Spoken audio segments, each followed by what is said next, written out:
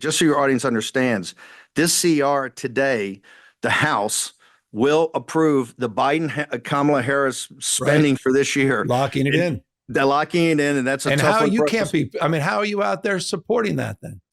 Well, because right now, I think with everything it does, and by the way, it's that, plus it's a $2 trillion deficit.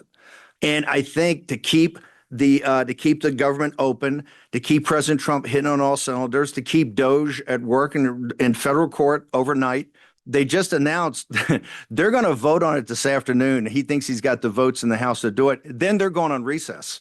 They're sending it over to the Democratic Senate with a play me or trade me. Which then they need 7 votes on the Senate side in order to get this done. Otherwise, we got a government shutdown, yet another one. What is your over-under on the prospects of that? I think it's interesting. I think the Democrats have to make a decision of whether they think it's better to keep it going and keep the resistance they've got in the legislative part, but also in the courts.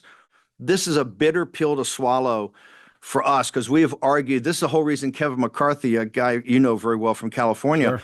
We got turfed out as speaker. Yep. It was all over. It was the deal he cut with Biden that gave President Biden 2 years and unlimited, no debt ceiling.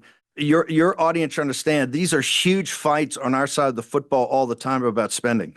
So it's, so locking in the Biden era budget, or at least extending it and kicking it out, it's the last thing I expected to see coming from your side of the aisle, or at least the MAGA movement, but also just even you saying something complimentary about Speaker Johnson. You've been pretty critical.